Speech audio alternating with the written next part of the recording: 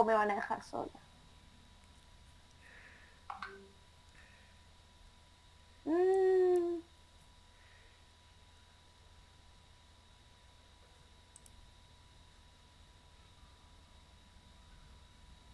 bueno, a ver, vamos a ver historia entonces.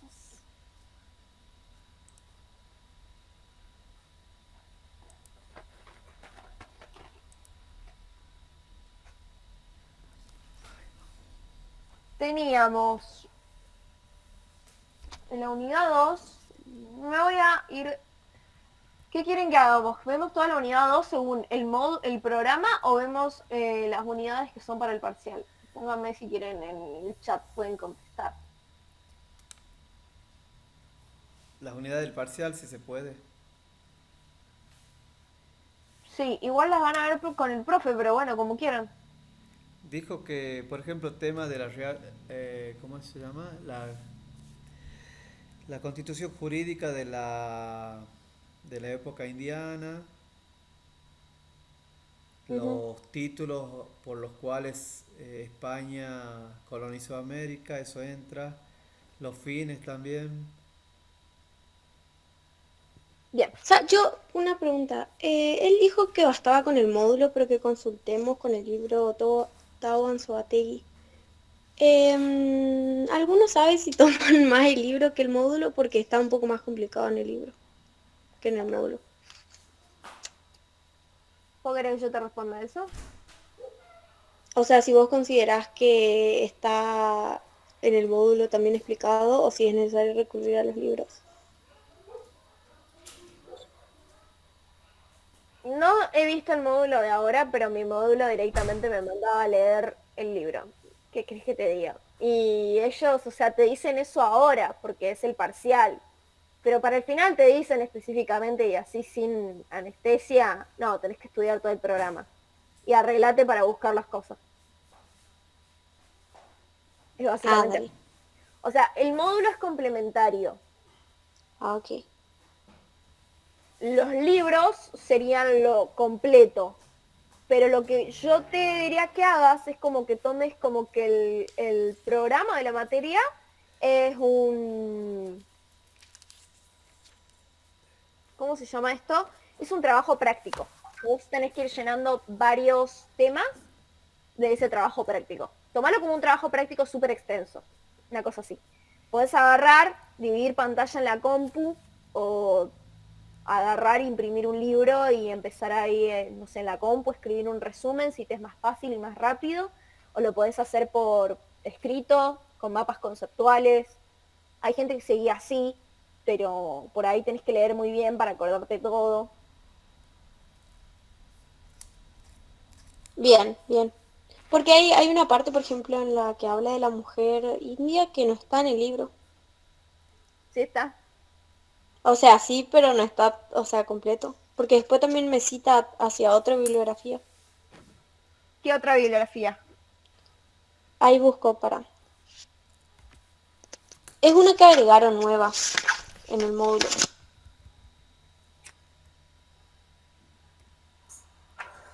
Ya, esta. Capacidad jurídica de la mujer en el derecho, de María Teresa. Pero es complementaria, pero está en el programa. O sea, el tema es. Y yo lo leí en el libro, pero no está tan completo.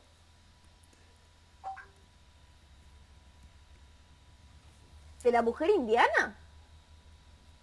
De la mujer india.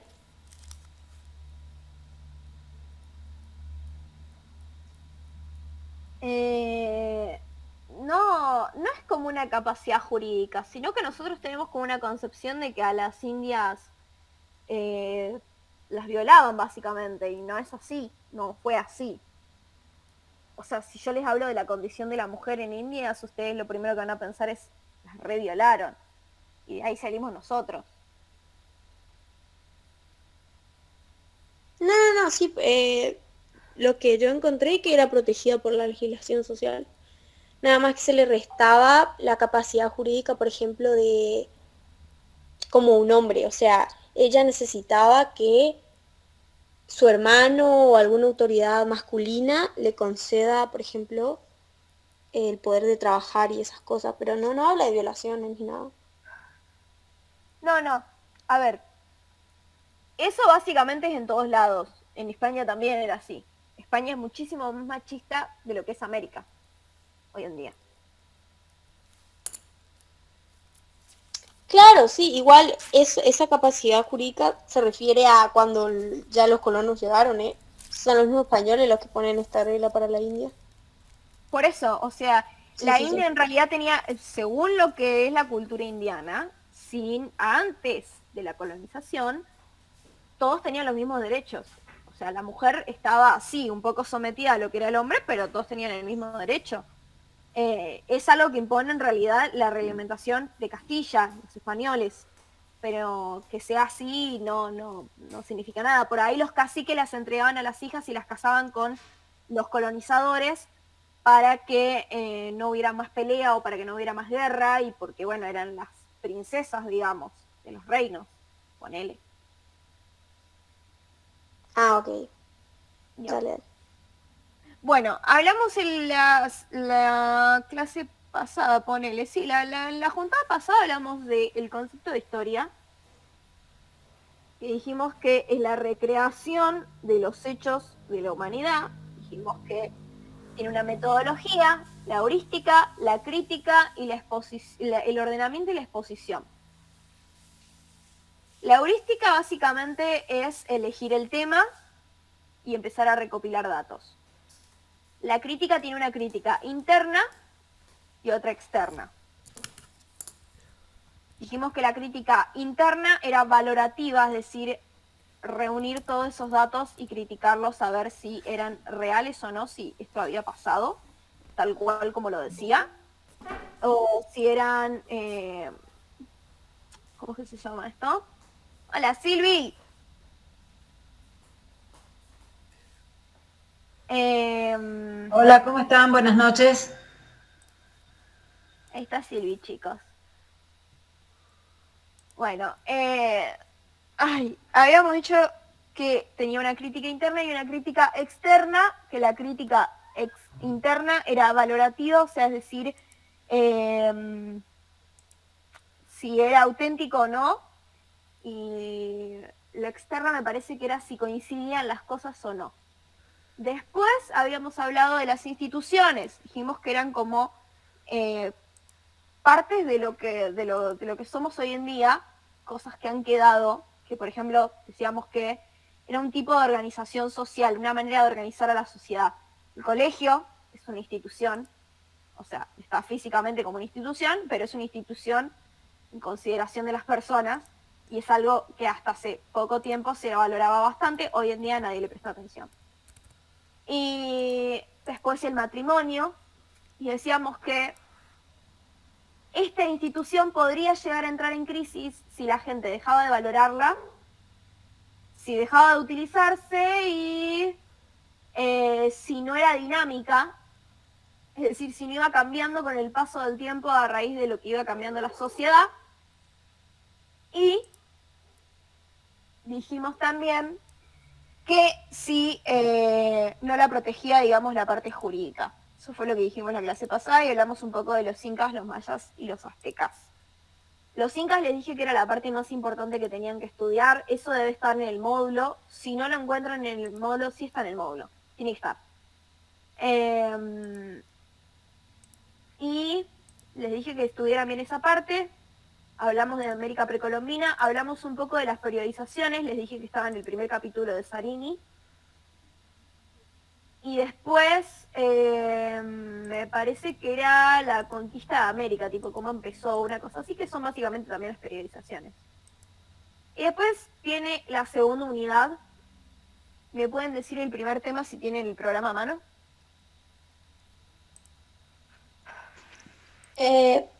Unidad 2, época hispánica, segunda parte.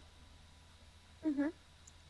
Expansión de la conquista, caracterización jurídica, política y social. Ese es el primero. Bien. Bueno.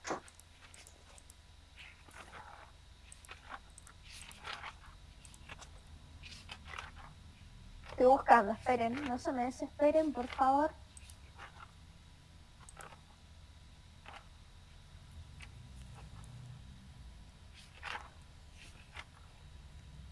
Bien. ¿Cómo me dijiste caracterización de la conquista y expansión? Expansión de la conquista, caracterización jurídica, política y social. Bien. Ellos primero llegan a lo que es el Caribe. Eso sería la expansión.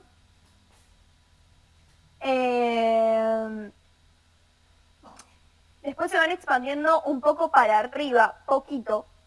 Después llegan a lo que es Panamá, me parece, San Salvador, etcétera. Y después empiezan a bajar y bajar y bajar hasta lo que es América del Sur y finalmente llegan a lo que es el Río de la Plata y medio que se instalan ahí. Digamos que los más importantes eran los lugares que estaban en Perú, el Perú, creo que es, no sé si es Cuba o Colombia, donde miércoles se habían quedado también, y después el Río de la Plata. Eran como las partes más importantes de civilizaciones españolas. Caracterización jurídica, política y social de la conquista. Socialmente se hizo por gente que no tenía ni un mango y quería crecer y quería tener un poco más de guita y quería tener otro estatus social. Perdieron muchísima guita igual. También fue gente que estaba especializada en, por ejemplo, medicina, etc. Jurídicamente se les pusieron algunas restricciones, y acá es donde entra el tema de los teólogos juristas españoles. Se les pusieron algunas restricciones con el tema del trato a los indios, porque había algunos que querían entrar y sacar el oro y matarlos, y querían poner algunas restricciones, digamos, de cómo iban a tomar todo este tema de había gente habitando ese lugar que ellos estaban por conquistar. Políticamente, la corona lo abordó de una manera bastante particular.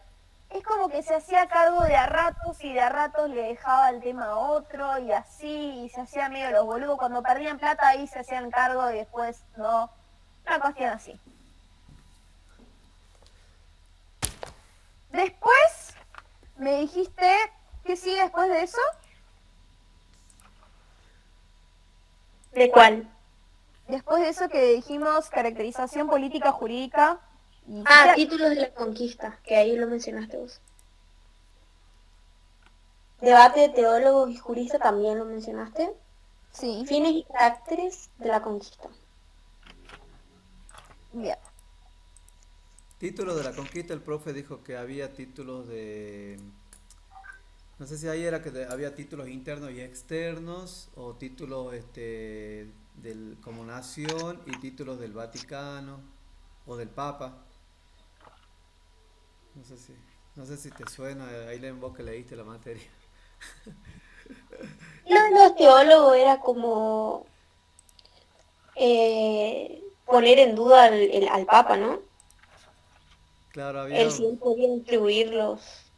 había un... Sí, disculpen, se tuvo en cuenta las bulas papales que otorgaban a la corona española toda tierra que se conquistara. ¿Y por qué? Porque era una forma de expandir la religión. Claro, claro. O sea, los títulos son lo que avala a Castilla a poder colonizar América, básicamente.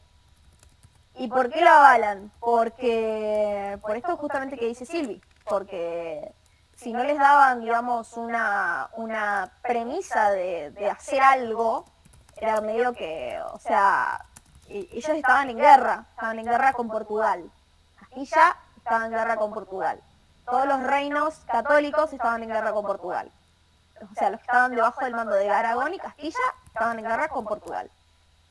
Y Portugal medio que era un poco, o sea, estaba un poco mejor administrada económicamente y toda la cuestión, y creían que estaban dominando el mismo territorio, que en algún momento se iban a encontrar con las tropas del otro, pero nada que ver. En realidad estaban recontra confundidos, no tenían ni idea de dónde estaban parados.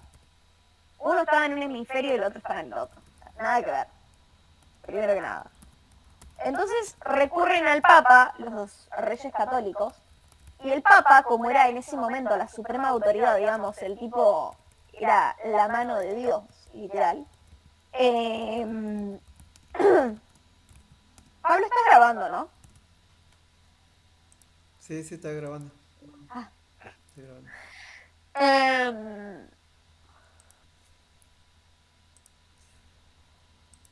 Como era básicamente la mano de Dios, era como que él tenía el derecho divino de adjudicarle ciertos títulos, o sea, es decir, el título de lo que se conoce en derecho es lo que te habilita a tomar posesión de algo y hacer lo que vos quieras con eso, ¿sí? Y este título, el más importante, es el Tratado de Alcacobas. ¿Por qué? Porque les constituía el reconocimiento a Castilla para dominar las Islas Canarias y tierras africanas adyacentes. O sea, si ustedes ven dónde están las Islas Canarias, ellos pasan por ahí, así, así, así, así, y llegan a lo que es el Caribe. O sea, derechito al Caribe. Entonces, como eran tierras adyacentes, por supuesto, pero se cruzaban todo el Atlántico por las tierras adyacentes, tenían el derecho divino de América, básicamente.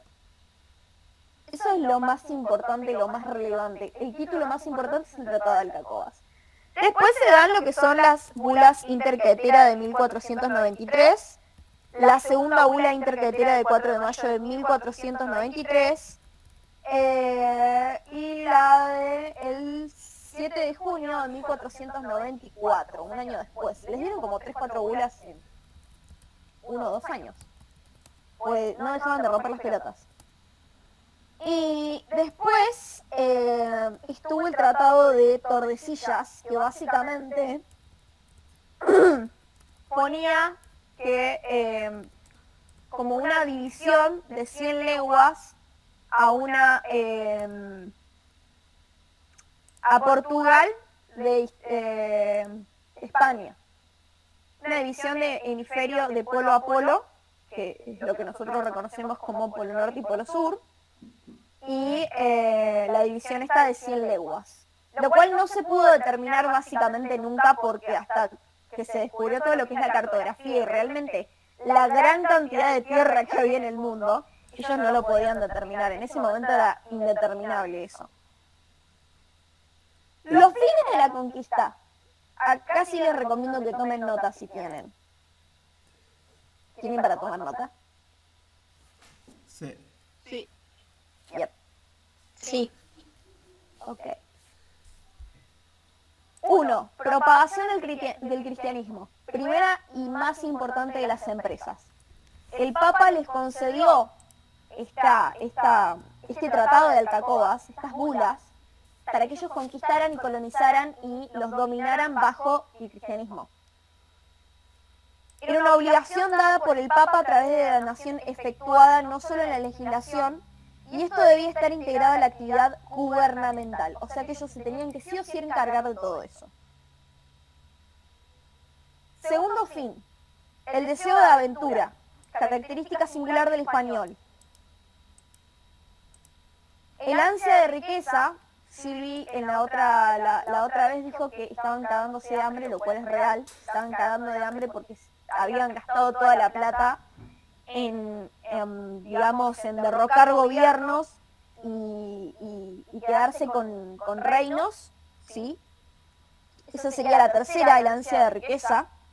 La cuarta es el mejoramiento o la obtención de un rango social, por eso les digo, mucha gente que era muy pobre, que no tenía un estatus social importante, y se fue justamente a las Indias para poder tenerlo, ¿sí? Bien, y un interés científico, esta es la quinta, era necesario el desarrollo de los medios de comunicación y alentó a otras ciencias como geografía, ciencias naturales, etc.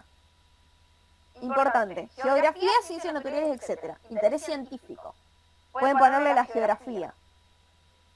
Y después los fines políticos y fiscales, que es la sexta. Políticamente, construir un gran imperio era una meta de los reyes y lo lograron en el siglo 16. Fiscalmente las Indias eran una gran fuente de ingresos mediante las regalías y gravámenes establecidos con los que hacían frente a los problemas y gastos producidos por conflictos bélicos en Europa. Lo que termino de decirles recién. Bien, después de eso que sigue, teólogos y juristas, ¿no? En el próximo. Sí, se está antes que fines y caracteres de la conquista. Teólogos y juristas están antes. Ok. Sí. ¿Qué querías decir, Pablo? No, tenía cerrado el micrófono, yo no sé cómo supiste que hablé. Es evidente. No, no. No sé qué estaba. O sea, estaba por preguntar si estabas preguntando lo que sigue en el programa en la unidad 2, eso estuve preguntando. Ah, bueno. Sí. Pero ya te contestaron. Bien. Los teólogos y juristas españoles. ¿Lo han leído? Ahora sí me tiene que contestar. ¿Ahí entra Hervada? No, entra Francisco de Victoria. Ah, de Victoria.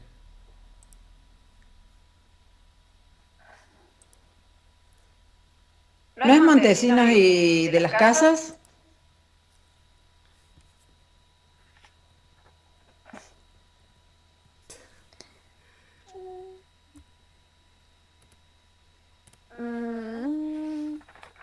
¿Montesinos?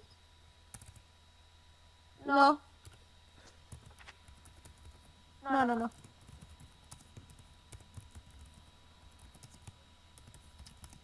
¿Nadie lo leyó?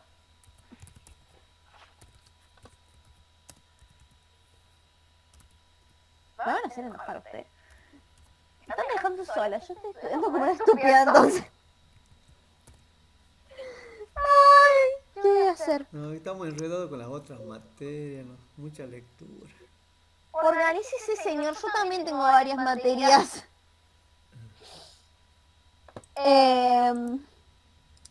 No sé si que te saquen una mala nota, Pablo, te voy a ir a buscar a tu casa. Basta, Me voy a ir a buscar uno por uno. Tengo que imprimir. No me importa que sea más grande que yo, les voy a dar una charla y me van a tener que escuchar. Está avanzado, Peggy. O sea, yo recuerdo que era como dije, ese enfrentamiento, o sea, esa cuestión de por qué el Papa tiene que ser el que reparta los territorios, aunque podemos decir que ellos tenían una forma, o sea, los teólogos fueron los que hicieron que se reconocieran los derechos personales, o sea, fueron muy importantes en ese sentido. Eso es lo que yo más pude sacar. Pero, por ejemplo, los esclavos reconocían que eran personas, pero igual podían explotarlos laboralmente. Entonces era como, sí, de derechos personales, pero igual había algunas cuestiones que no estaban bien ahí. Eso es lo que yo puedo sacar de todo lo que leí en eso. Bien. No, los esclavos fueron reconocidos mucho más tarde. Hasta ese momento el esclavo era considerado una cosa. Por eso lo digo, pero si vos te pones a pensar, primero o sea, la corona quiso comercializar como esclavo a los indios y ahí no, ahí dijeron para un poco, entonces por eso es que no se hizo eso, entonces se reconoció al indio en cuanto a sus derechos personales y se trajo esclavos de África, ¿no? Para que fueran los que se encargaran de la mina. Como mierdas. Y Sí, claro. Sí, o sea, lo que estás diciendo está bien, que primero los quisieron tratar como esclavos. O sea, no sabían si matarlos o tratarlos como esclavos. O cristianizarlos. No tenían ni idea de qué hacer. Entonces ahí se meten los teólogos y juristas españoles del siglo XVI a XVII. Para que España pudiera colonizar las Indias, tuvo que legitimizar sus derechos sobre estas en base a títulos justos y legítimos. Y eso es lo que tienen que hacer ellos, los teólogos. Estos títulos legítimos, justos, van al trato directo con los indios. ¿Qué vamos a hacer con esta gente? Esta gente, no sé, para ellos quizás ridícula, quizás pobre, quizás sin conocimientos. Eso fue básicamente. Y tiene una estrellita dorada Ivana porque dijo que el problema se presenta a través de la donación pontificial con respecto a las bulas en 1493. El resto no tiene estrellita dorada porque ya me hicieron enojar. Lo estudiaron. No me pueden dejar solas. Bien. Entonces los teólogos y juristas tuvieron una tensa discusión con respecto a quién es el Papa para tener el poder de donarles dichas tierras. Bien. Es que el Papa tenía, tenía el poder en lo espiritual y en lo temporal. Por eso podía asumir esa función de que les daba las tierras. Bien. Bueno, tenemos a Francisco de Victoria, tenemos a Domingo de Soto, Francisco F. Vázquez, Domingo Banes, y después tenemos a Francisco Suárez, los juristas Juan López de Palacios Rubio y los humanistas con Juan Ginés de Sepúlveda. Ahí en los juristas tenemos a Gregorio López también. Bueno, Francisco de Victoria, catedrático teólogo de la Universidad de Salamanca, plantea su tesis y postura en títulos ilegítimos y títulos legítimos. Primero, niega que el emperador pueda ser dueño del mundo. Segundo, niega que el Papa pueda ser dominis orbi, o sea, dominar a todos y todo lo que es la tierra. Tercero, ilegitimó el título de que funda la propiedad en el descubrimiento, porque se creía en ese momento que por descubrirla ya era de ellos, era mentira, era así. Después, el título de conquista por la resistencia de los indios a la fe, ya que tienen derecho de aceptarla o de rechazarla. Y la quinta, justificar el sometimiento por crímenes anti y contra naturales, los cuales también se daban en España. Esto es decir, las supuestas, en el caso de los incas, eran reales, pero no eran tan seguidas. Era algo muy raro que hicieran sacrificios humanos, ¿sí? Yo decían que justificaban el sometimiento de los indios por los crímenes antinaturales, que incluso también pasaban en España. Porque recuerden todo este quilombo que había con las brujas, etcétera, etcétera, con la locura. Estaban todos locos. Pero bueno, sexto, Dios no donó nada a nadie y no hay pruebas de eso. Ahora, los títulos legítimos dicen que está el ius peregrinandi, derecho de los pueblos a vivir en comunidad. Y no aislado. Si los indios no lo impiden, es justa causa de guerra. Y el ius predicandi, que se puede predicar. La tercera de los títulos es la necesidad de amparo a los convertidos, o sea, amparar a las personas que sí habían aceptado la religión. La cuarta es que una nación puede intervenir en otra cuando se violan los principios del derecho natural, sacrificios humanos, justamente. La quinta legitima la conquista cuando actuaran como aliados de otros pueblos que pidieran ayuda para defenderse de enemigo vecino. Porque me parece que hubo una cuestión ahí con alguna de las culturas que pidió ayuda para defenderse y no sé qué, y ahí era como justa causa de guerra también. La sexta, la libre elección de los pueblos con suficiente instrucción. Si ellos tenían bastante razonamiento, podían decidir si querían ser colonizados o no, básicamente. Pero como supuestamente ellos no tenían suficiente razón, no eran muy capos o no eran muy inteligentes, los tenían como salvajes, no era una causa que se pudiera tener en cuenta. Y séptimo, el título dudoso era si los indios eran capaces de gobernarse por sí mismos, lo cual sí podían hacer. Victoria sostuvo la incapacidad mental de los indios y que proviene de su mala y bárbara educación. Entonces hay quienes por su naturaleza se hallan en necesidad de ser gobernados para ser civilizados y educados. Gobernados obviamente por un gobierno justo y organizado para el bien, no como Castilla.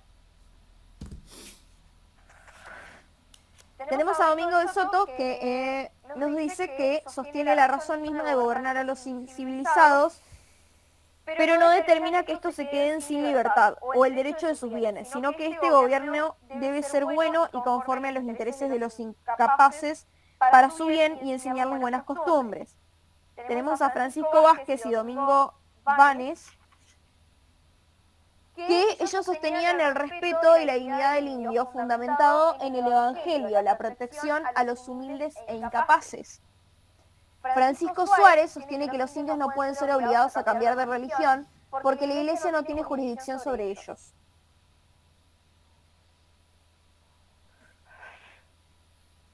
¿Van todos conmigo? ¿Me entienden? ¿Procesan lo que estoy diciendo? ¿De Victoria ya lo dijiste? Sí, sí. Ah, Bueno, porque yo no... los juristas... Prende el micrófono. Sí. No, yo anoté de Victoria que dijo el profe en la clase de ese día y después los otros no, porque yo decía los nombres a las chapas, decía los nombres del profe. Quemando, decía. No te daba tiempo a anotar. Los juristas, tenemos a Juan López de Palacio Rubio, él sostiene la amplitud y las facultades pontificias, las cuales Victoria negó. Y acá viene lo que dijo Silvi, así que punto para Silvi. Acerca de la naturaleza y el alcance de la potestad civil, posición algo contradictoria, atribuye facultades amplísimas de jurisdicción al Papa y defiende los privilegios realistas de los reyes.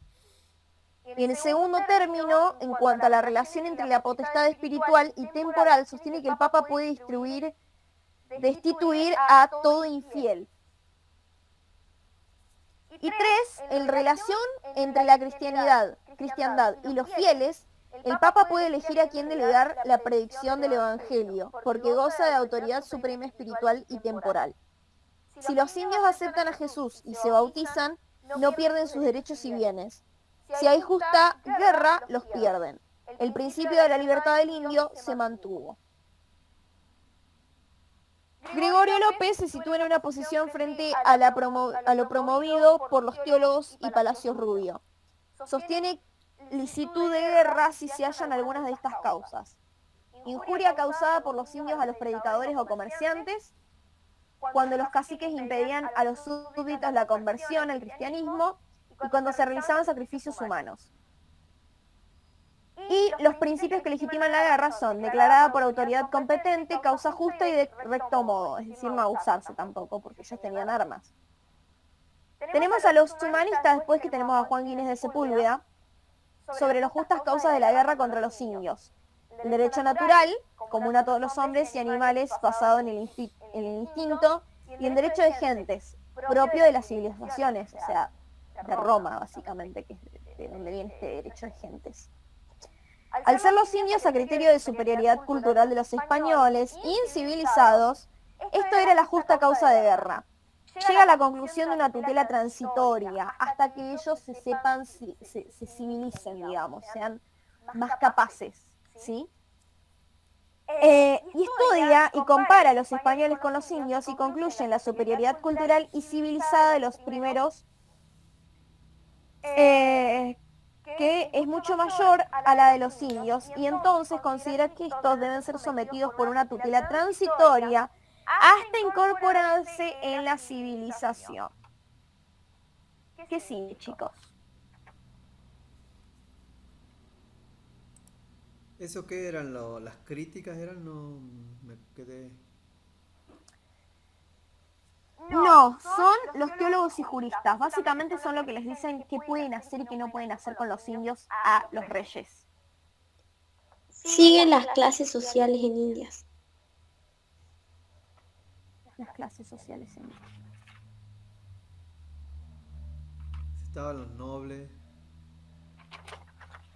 los yanacones y no sé quién más. Las clases sociales en Indias, los blancos, españoles y criollos. Bueno.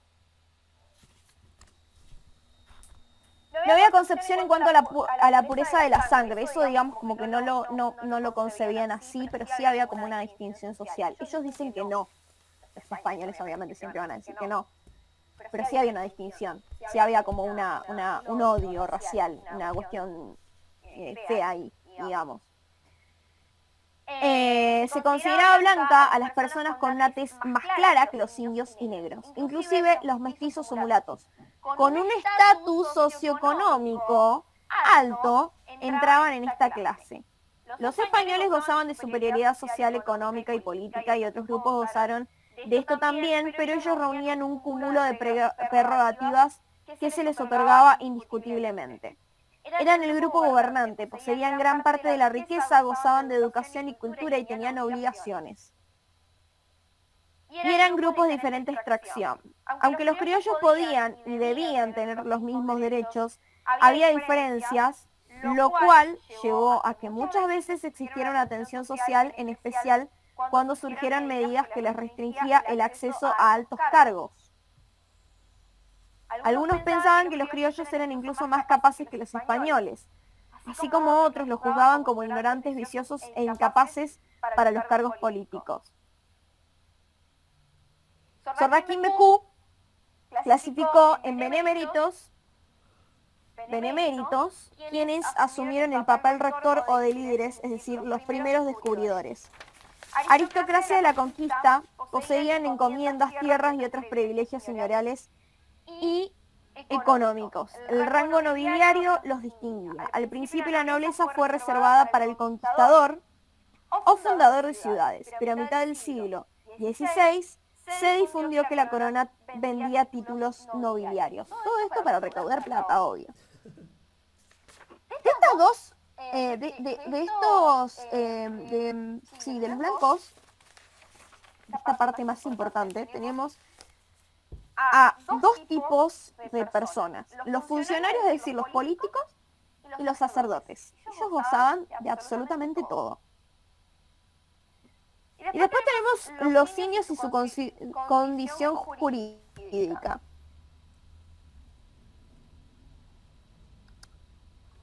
Básicamente, no sabían qué hacer con ellos. Era como que no sabían si respetarlos como personas, si verlos como cosas, como esclavos, como incapaces, como inútiles. No sabía. Pero optaron por elegirlos, por respetarlos como si fuesen personas, al igual que ellos. Pero tenían restricciones. Por ejemplo, los indios belicosos, tomados como esclavos o castigados, se dejó de utilizar después, pero se les empezó a aplicar un tutelaje que se denominó más tarde a un funcionario como protector de indios. Y no siempre se respetó la ley establecida por la parte de los conquistadores. Por eso había una disminución de la población indígena por enfermedades europeas, tifus, viruela, etc. Y las guerras y la fusión de razas. También fue importante. Después tenemos las encomiendas, que era una institución básica reguladora de las relaciones entre indígenas y españoles. Las encomiendas era básicamente tener a un grupo de indios,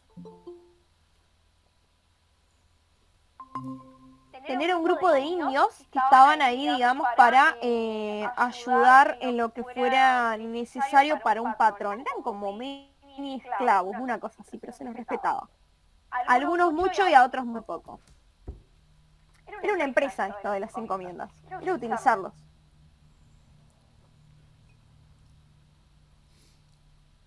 Tenían dos tipos de encomiendas: los mitallos, que eran un grupo nativo que conservaba su propia organización y continuaban agrupados, y viene del vocablo mita, comprendió el principio de prestación de servicio personal y se les debía pagar generalmente en especie, y siempre era mucho menos, por supuesto, porque no podían nunca no abusarse de los indios.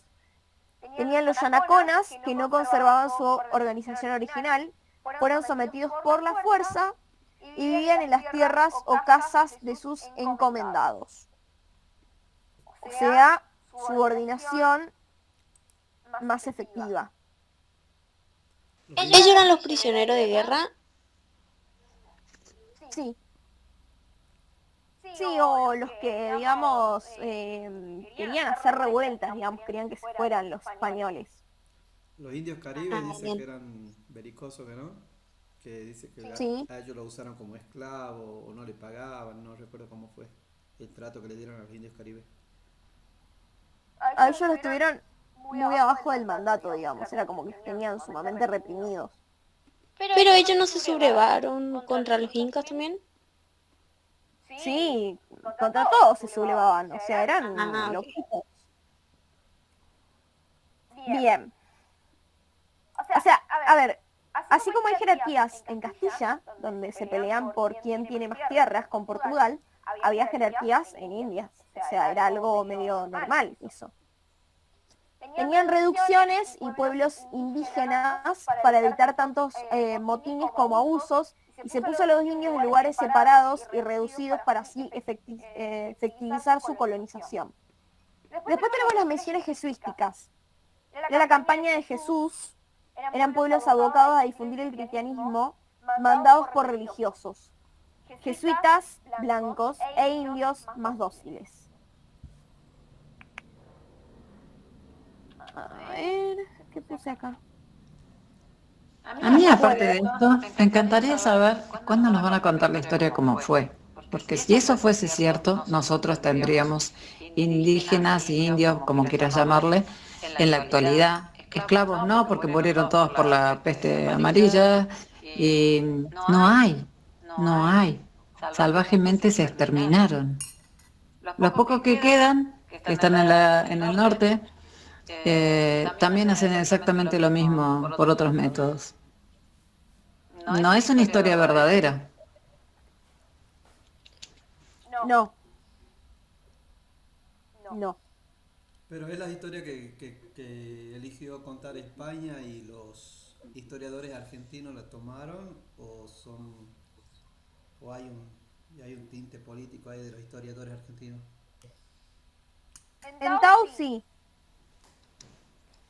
Hay un tinte político, o sea, después de cada cosa que te dice te va diciendo esto no lo hicieron, esto no pasó, esto no fue así y así sucesivamente, o sea, tipo, no siempre se cumplió, etcétera. Porque los indios, o sea, Castilla tenía leyes para indios, tenían una legislación.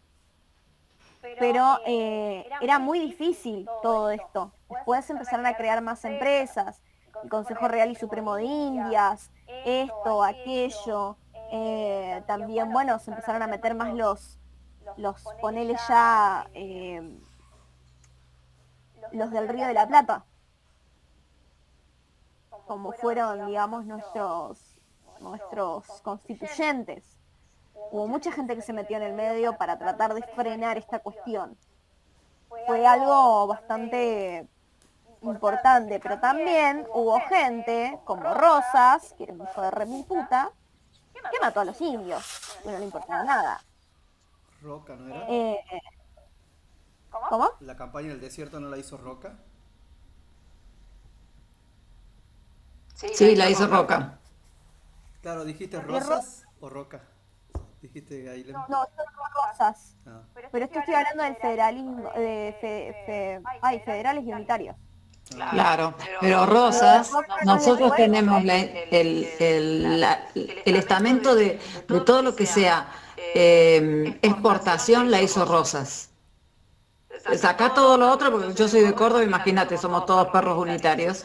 Pero la verdad, él armó el país. Todo lo que es puerto, exportación, impuesto para lo que se hacía acá, lo hizo Rosas. Ah, mira vos. Sí. Y todos los que dijeron, bueno, sí, Roca, cuando vos llegás a Roca y hizo la expedición al desierto, es tan grande la Argentina, tan grande, que acá no había ni siquiera mujeres. Eso no, en pocos libros lo vas a encontrar. No había mujeres. Entonces, ¿qué mandaban? El regimiento y después llevaban mujeres que traían de otros lados y para suplir la falta de ellas. Pero eran mujeres que trabajaban, las usaban como prostitutas. De esas mujeres empezaron las primeras poblaciones acá en el sur. De esas juntadas, pero las traían a propósito para eso. la mujer no tenía ningún valor. Así se hizo la campaña del desierto. No, no lo sabía. Porque no estudié la campaña del desierto. Algo me acordaba de Rosas y me caía mal porque había matado unitarios. Y pues me acuerdo de un cuento, creo que era de... Ay, ¿cómo es que se llama este tipo? Alvear. Quiroga. No, no, no, el otro, ay, ¿cómo se llama? No me acuerdo.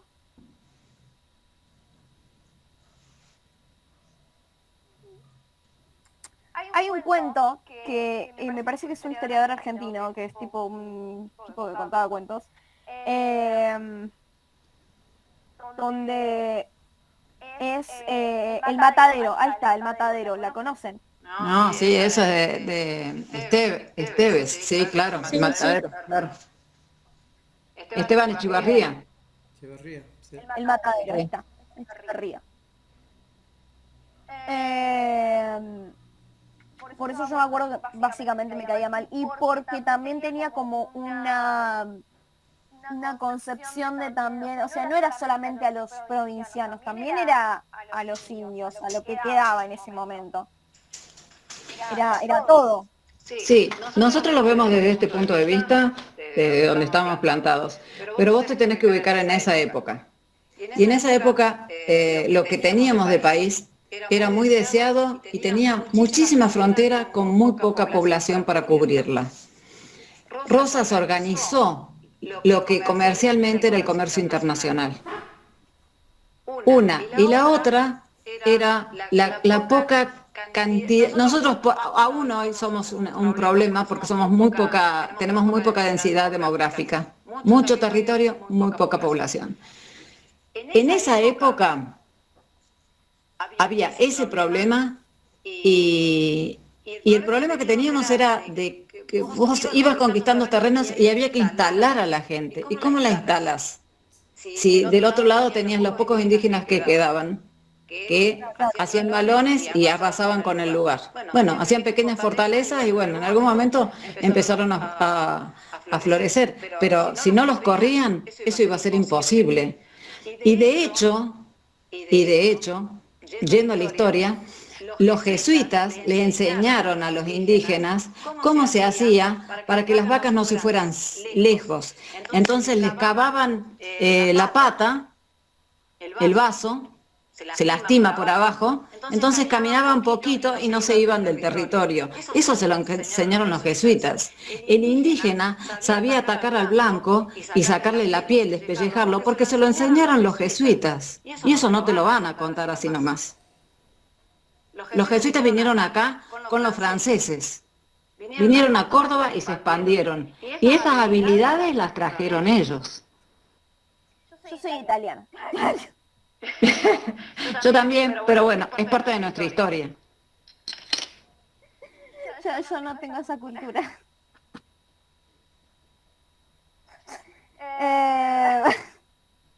Porque nosotros que estamos en la universidad, les aclaro, nosotros estudiamos para cohibirnos la parte libre. Cuando vos vas al colegio no vas a aprender, vas a que te enseñen reglas de sociedad, a pararte, a callarte cuando te dicen, a leer lo que te dicen. Para eso se formó el colegio, porque nosotros teníamos gran población acá que venían de todos lados, hablaban distintos idiomas y no había forma de unificarlos. El colegio que hizo Sarmiento, es para que, a ver, los tenemos a todo esto, ¿qué hacemos con esto? Y bueno, los vamos a poner en regla. ¿Cómo los ponemos? Con el colegio. El colegio es eso. Y nosotros la seguimos.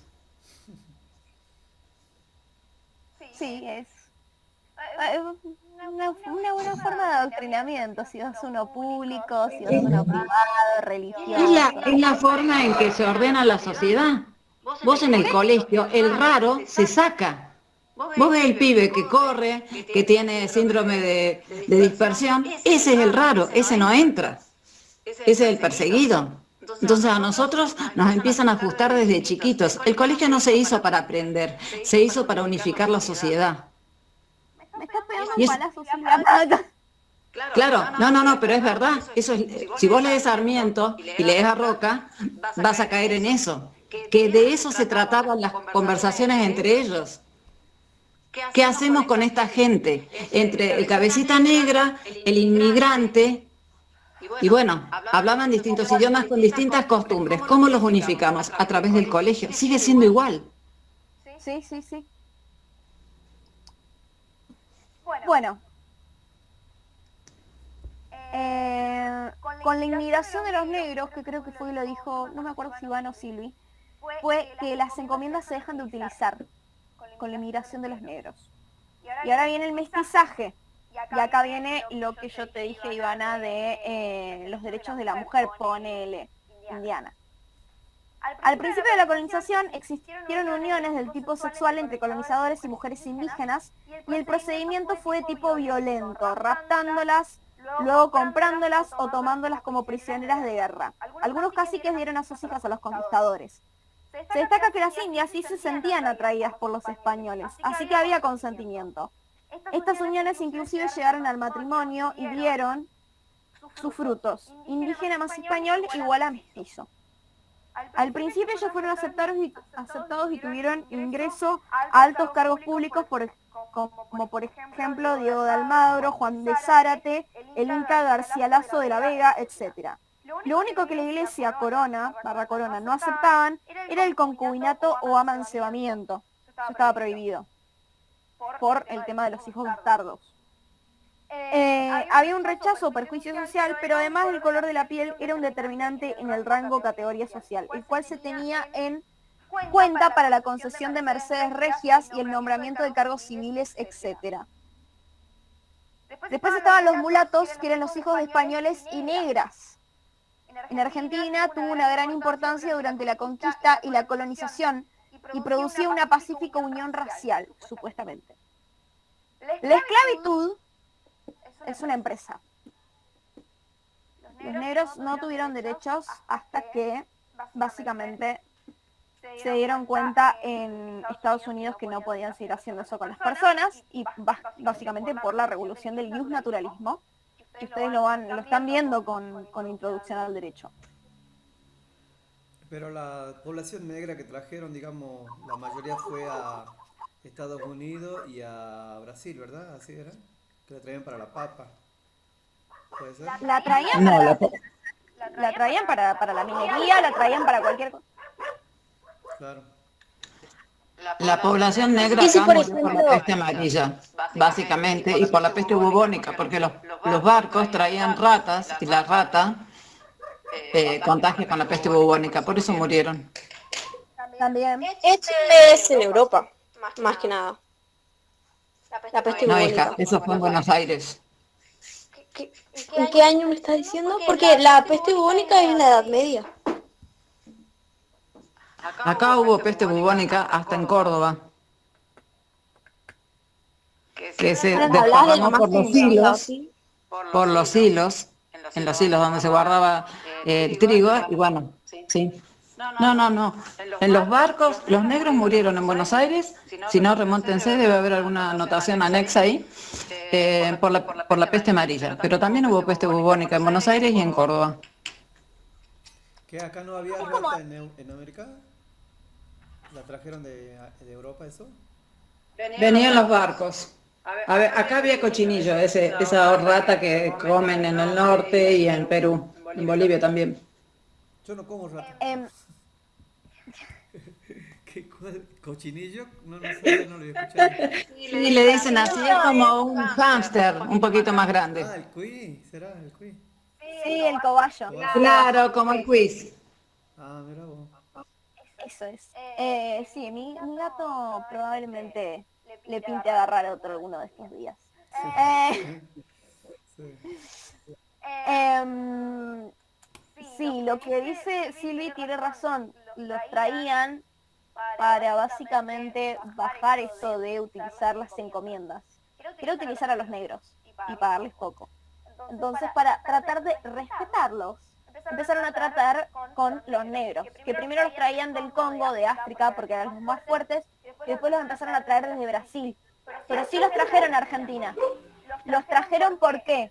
porque faltaba mano de obra y porque los españoles eran, o sea, no es que eran inútiles, sino que ellos querían mandar, no estaban ahí para seguir siendo unos pobretones, digamos. No vinieron para eso. Entonces se traían estas encomiendas. Y no solamente digamos, se mercadeaban con lo que era España, también se mercadeaban con lo que era Inglaterra, lo que era Francia, lo que era Italia, lo que era Holanda.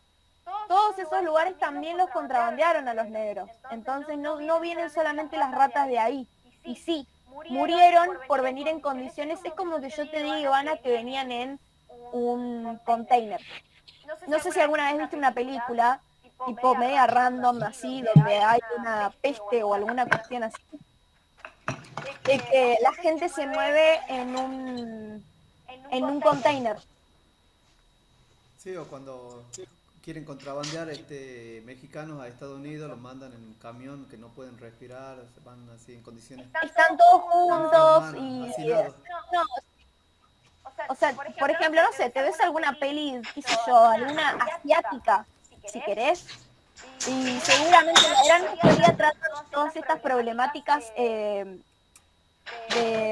bioseguridad y de todo esto de los contagios que tienen por enfermedades de mierda como el SARS y un montón de cosas así. Bueno, vas a encontrar que los mandan, no sé, desde China a Japón, por ejemplo, o a lo que es Corea del Sur. ¿Por qué? Porque ellos se quieren ir de un país comunista a un país capitalista. Quieren encontrar una nueva oportunidad. Entonces van todos juntos en un container, están todos juntitos. Apenas se pueden sentar a veces tienen que ir parados todo el viaje. Y básicamente era lo que pasaba con los negros, iban uno arriba del otro. A veces se morían porque había ratas, a veces se morían en el viaje porque eran muy débiles. Y ahí sí regía la ley del más fuerte, el que era más apto podía sobrevivir y llegar y poder trabajar. Dale. Sí, porque yo lo había estudiado, la peste bubónica, pero no estudié nunca en América, sino que en Europa. O sea, la conocía, la que en la Edad Media, por eso no estaba al tanto, pero gracias por la información. No, de nada. Pero ponele acá en Sudamérica o en Argentina, no tenemos raza, raza afro, porque no trajeron muchos esclavos o porque se murieron por la peste. Porque se murieron. Rubí, perdón, tengo un gato tratando de matar a otro.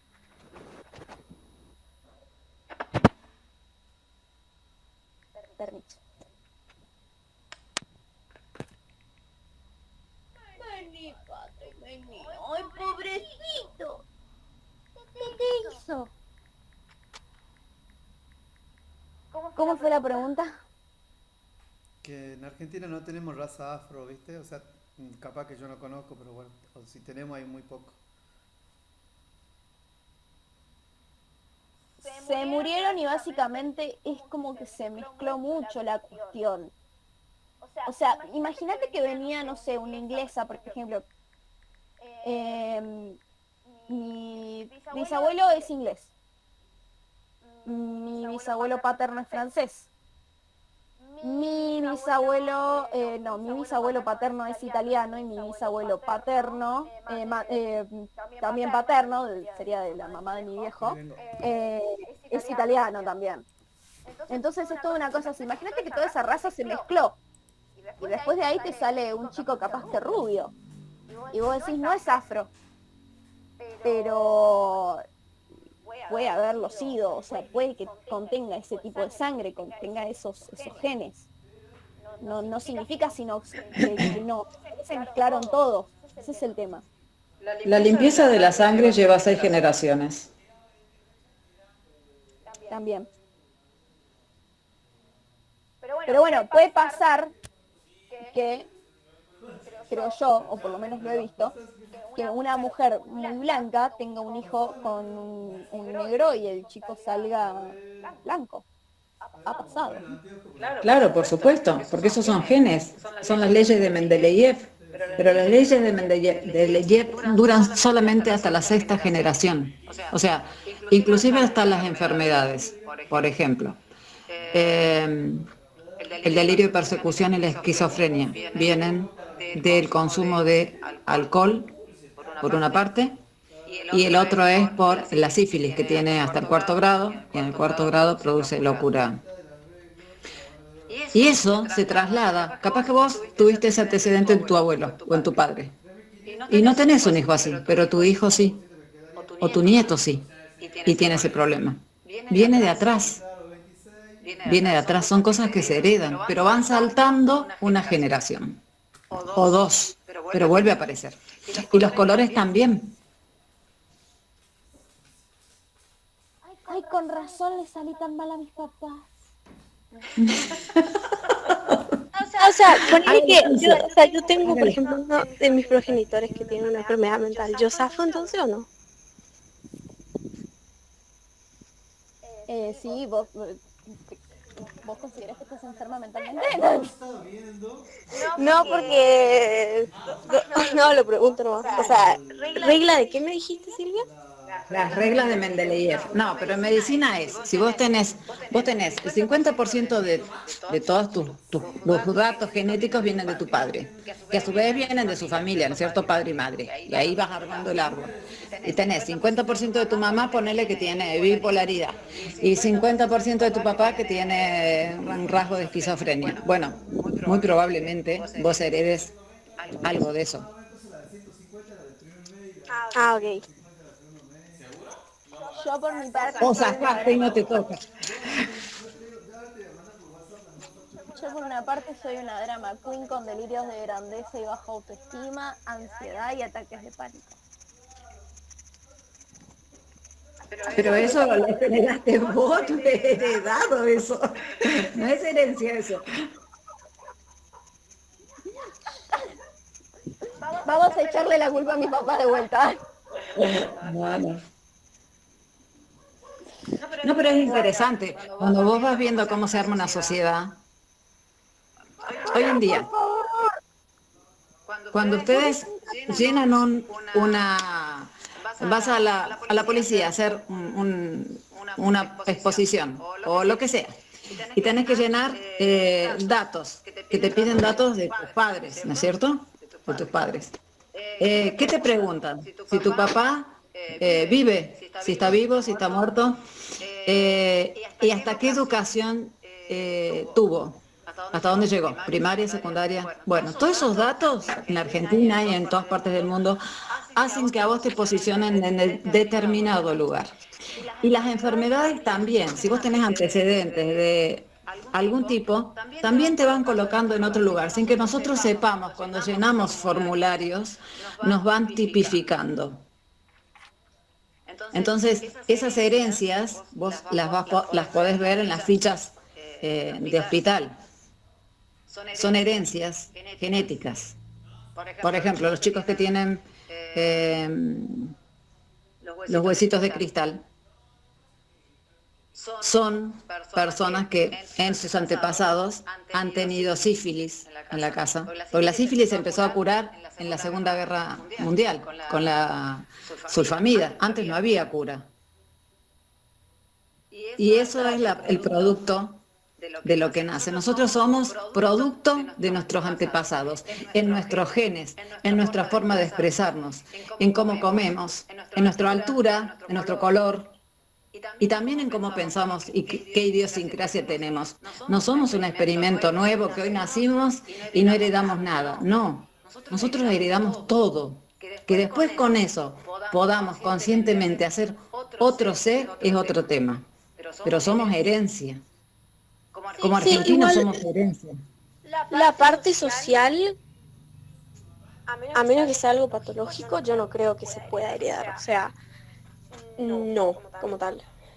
O sea, por ejemplo, el temperamento se hereda, el carácter no. O sea, no creo que esto se radique solamente en casos genéticos. El carácter lo haces, lo vas formando, te vas conociendo y sabes qué cosas vas a admitir y qué otras no. Pero nosotros somos herencia. Vos cuando naces te dicen, ¿qué es? ¿Varón o nena? ¿Qué datos tiene? ¿Qué sangre trae? Ya con el tipo de sangre te digo que hay ciertas cosas que vas a tener y otras que no. Nosotros somos herencia. Y nosotros, los problemas que tenemos como sociedad argentina vienen de que todos venimos de otros lados. A mí me gustan las pastas. A los que vienen de otro lado les gusta el arroz, todos lo traemos en nuestra sangre, pero todavía no tenemos un identikit argentino. Nos falta eso. Por eso no apreciamos los límites de nuestro país, todavía tiramos el papel en la calle, muchas cosas que tienen que ver con ser argentino. Bueno, han sido aclaradas las dudas de que podríamos ser enfermos mentales, pura y exclusivamente por la sangre. Así que les voy a volver a echar la culpa a mis papás. Porque mi papá dijo que no me hizo bien. Gracias. Bien, tenemos después de la esclavitud, y ya les dije que después esto obviamente se deroga completamente. Creo que es uno de los artículos de la Constitución Nacional cuando habla del tema de la esclavitud, dice que cuando un esclavo pisa el suelo argentino deja automáticamente de ser esclavo. Y después tenemos el tema de los extranjeros, que había dos cuestiones. Extranjeros, pertenecientes a la corona, que estos eran.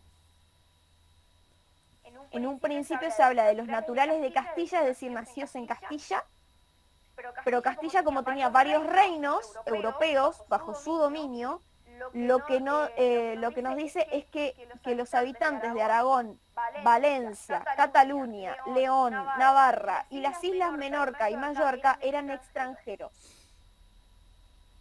Y se encontraban en una condición de menor jerarquía social y judicial, podrían perder sus bienes, y a partir de 1596, por orden de Carlos B., toda persona no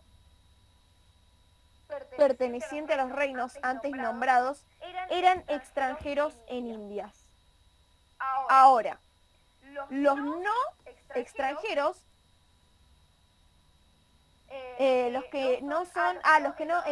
los extranjeros que no son pertenecientes a Castilla o a sus reinos, son los ingleses, franceses, portugueses, holandeses, etc. ¿Sí? Bien. El principio general es que ellos no podían ir a las Indias a tratar o contratar gente en ellas ni por medio de alguien más. Los pertenecientes a estos reinos. O sea, tipo gente de, no sé, un inglés que habla con un tipo de Mallorca y le dice, che, hacemos un laburo allá porque no sé qué. No, capo, no puedo. Bien. Existían medios legales para dicha incapacidad. Peticionar la naturalización, vivir 20 años continuos en Indias o en los reinos, 10 de estos con casa, matrimonio con una naturalizada o importantes bienes y raíces. Y los requisitos, todo esto constatado y llevado por las autoridades locales al Consejo de Indias, que concederían licencias para ciertos oficios necesarios en Indias, constatado en la Casa de Contratación. Cuando el Tesoro Real estaba en una situación escasa, concedían a los residentes ilegales en Indias la oportunidad de comprarse la naturalización. Y estas eran compensaciones, que tenían limitaciones. Las licencias solo podían estar en los puertos, nada de oro, plata o cochinilla, extracción de compuestos, solo podían comerciar lo que era de su caudal en su provincia de residencia y no podían estar en los puertos, y los ilegales que eran expulsados o compraban la residencia. Igualmente, mediante la composición, los ilegales estaban y permanecieron, sobre todo en Córdoba y Buenos Aires. ¿Qué sigue?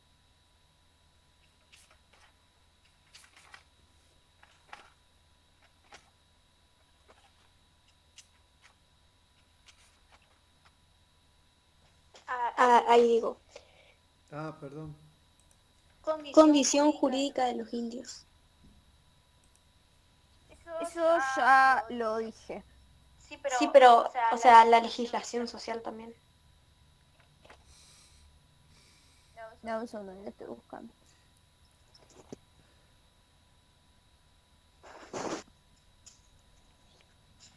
Ahí en la legislación social entra cómo estaba constituido el sistema jurídico de Indias, o es otro tema lo que digo yo. Después sigue, sí. O sea, yo hice como un resumen de eso. ¿Nos querés explicar? Porque la verdad me quedé ahí. No tengo Sí, nada. ahí saco el... Hice un PowerPoint. No lo voy a poder presentar, pero más o menos lo... Presentalo. Que es, ahí es bastante lo que nosotros estábamos diciendo. No importa, expone, Iván. Bueno, ok. Ahí lo voy diciendo.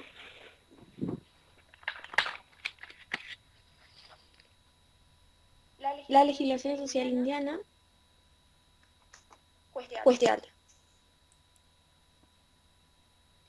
Dice que era en protección a los indios de América. El 27 de diciembre de 1512 se mandan las ordenanzas en Burgos, que es el buen rendimiento. Acá aclaremos una cosa. Todo esto que dice después van a ver cómo se va contradiciendo la misma norma. Típico. Sí, dale. El buen rendimiento y tratamiento de los indios. Principios: conversión religiosa, tratamiento de los aborígenes a cargo de los encomenderos y funcionarios reales, forma de enseñanza, práctica religiosa, alimento y descanso. Por ejemplo, en alimento, los españoles debían proveer una docena de gallinas y un gallo. ¿Había trabajo forzoso? Bueno, se puso una ley que se llamó 11, que era la prohibición de carga a cuesta de los indios. Tenemos la ley 18, que era el trabajo intenso de la mujer indígena cuando su hijo cumpliera recién 3 años, y no cuando estuviera embarazada después de los 4 meses. El descanso era la ley 11, y decía que el indígena, cumplido los 5 meses laborales, podía holgar por 40 días, o sea, como una especie de vacaciones. Fue en la ley 1583, habla de la salida de obreros los fines de semana. O sea, también la prohibición de trabajo durante celebraciones, a menos que sea una cosa muy prioritaria y ahí se hace bajo condición de pago. Después tenemos el progreso social sobre la naturaleza del indio. Posición menos hostil hacia los nativos por la teología cristiana. 28 de julio de 1513, las ordenanzas de Valladolid.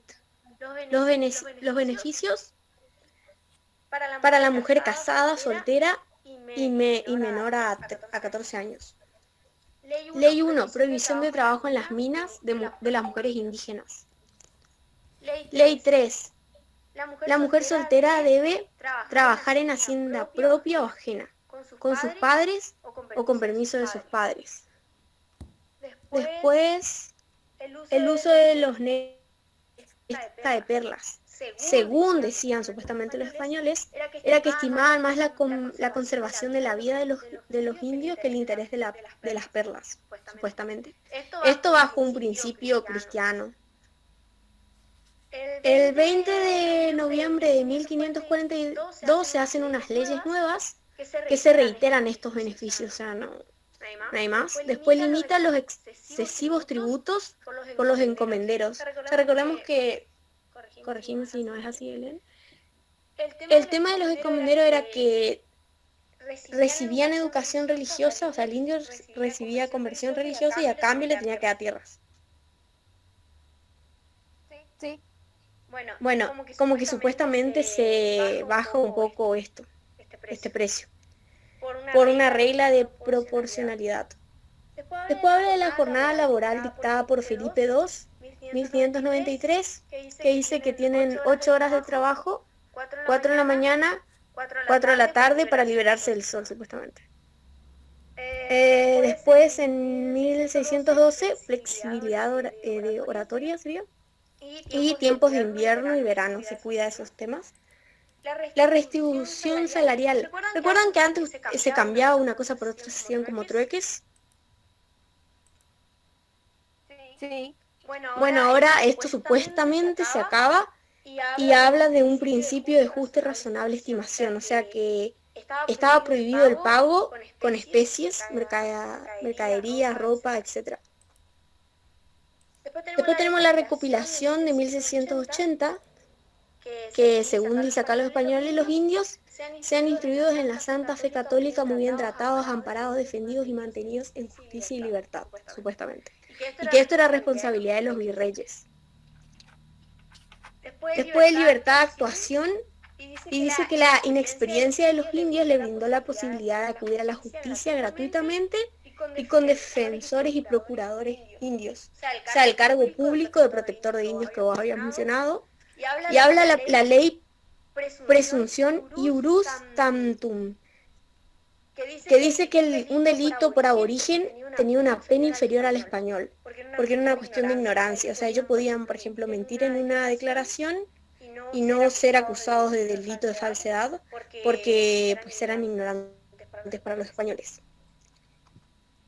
Después tenemos los derechos personales, que es el reconocimiento de la dignidad de la persona, reconocido por los teólogos. Estaba iluminado por el derecho natural, que eso también lo comentaste, y se convierte en una norma legal. Pero acá está el punto muy importante, que todo esto que dijimos era muy dificultoso en la práctica. O sea, que era la norma y si se cumplía era otra cosa. Bueno, ella habla del abuso de económico, laboral y político de los esclavos, que todos eran seres humanos, pero que igual existían esa discriminación. Después la posición de la mujer india. Era una persona jurídica, estaba sujeto a derecho, pero tenía un régimen tutelar estricto. Tenía una limitación de capacidad de obra y el orden jurídico familiar era absorbente. Después que no se exigían distintas licencias para ingresar a América, esto es más para la parte española. Después dice que estaba protegida por la legislación social de Indias y que en algunos casos, muy pocos, ocupaban cargos de cacicazgos y se le concedían encomiendas. Ahí esto sería todo. Buenísimo, Ailén. Ivana. Perfecto. Bastante extenso, te digo, el tema ese, ¿no? Sí, ¿Después podés pasar el cosito que hiciste? sí, lo mando. No hay problema. ¿De Tao Anzoátegui lo sacaste eso? Y está más en el módulo. Ah, Porque yo lo leí de Tao Anzoátegui y por ahí el módulo saca de la lectura complementaria. Pero es lo mismo, nada más que está por ahí un poco más detallado la parte de la ley. claro. Claro, sí. Sí, porque es como que en Tao un poco se pierde uno de donde tipo, está leyendo. ¿Qué es lo que está leyendo en realidad? Claro, Es sí. bastante complicado el libro. Sí, el profe había dicho que sí, como uno de los beneficios que le daban a los indios era que le ponían eran juicios, o sea, le ponían como un representante legal o un abogado que no les cobraba o le cobraba más barato, algo así decía. En los juicios, yo me acuerdo de la clase que dijo el profe, ¿no? Eso iba Claro, sí. Gratuitamente. gratuito, claro. Supuestamente, no sabemos si era así, Claro, pero en teoría. sí. Y después también había dicho que yo eso no sé en qué parte va eso. El profe había dicho que el sistema jurídico de India estaba constituido por tres patas, que uno era la Real Audiencia, la primera, el Real Patronato Indiano, la Real Audiencia y no sé cuál era la otra. ¿Alguien se acuerda? Los tres patas del sistema jurídico indiano. Habría que ver el video de la clase del jueves que del profe, pero sí dijo que eso era importante, que eso lo iba a tomar. Clase. Tuvimos una clase de historia. El jueves. El jueves, o sea, igual ya la subieron a la clase grabada porque nosotros teníamos el viernes la comisión A, la cátedra A teníamos el viernes. Entonces la clase del jueves, que era de la cátedra, no sé, C o B, no sé qué, la subieron ya a la plataforma y nos la subieron grabada para ver. ¿Cómo me dijiste? Ah, gracias. Sí, No sabía. sí, sí, ya está grabada. A ver, me fijo, pero yo creo que hace rato la vi. A ver. Buscar el cronograma, Silvia, ahí te aparecen los días que tenemos y está bien claro y ahí lo puedes poner en una agenda. Te ayuda mucho eso. Sí, lo que pasa es que yo estoy rindiendo otras cosas, otras materias. ¿De esta carrera? ¿De De otra? otra carrera. No, de otra. Ah, ahí creo que en webinario, a ver. Sí, clase del 4 del Sí, 4. está grabado. Sí, ahí está en en webinarios, viste, en recursos audiovisuales. Webinario. ¿De qué fecha? El 4 del 4. 4 de Es 4. la última Dura grabación. más o menos. Que muy buena la clase del profe, te digo, ¿no? Muy buena. Qué capo el profe, sabe un montón.